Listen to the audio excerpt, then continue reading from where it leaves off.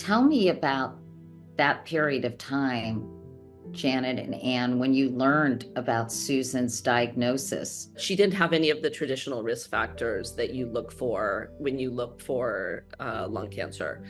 And unfortunately, we don't have good screening modalities to find early stage lung cancers. We don't recommend in the US these low dose CTs for never smokers. So by the time she was diagnosed, it was already advanced, and she, had minimal symptoms.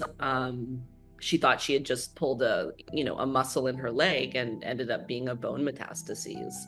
So, we were all very, I think, just horrified and shocked, and just trying to look for answers. I mean, most people with terminal disease, right, are trying to understand why me, and why now, and what why did this happen.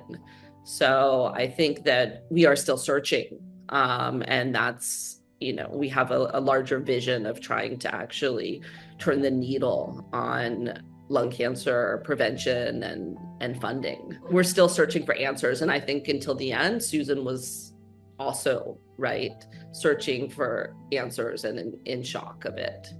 I'm sure you were investigating clinical trials all over the world and different therapeutic options. Talk about that journey, Anne. Once we found out it was lung cancer, it really became that deep dive into who do we know and how are we going to help her. I took off a week from work and I called 60 people that I know, just people that I know or people that I think could help. And I just started calling everyone. And it was remarkable. Healthcare is often vilified in all these different ways. You look at all the different ways where people complain about big pharma, but ultimately people go into healthcare because they all had their own family tragedy and they all want to make a difference.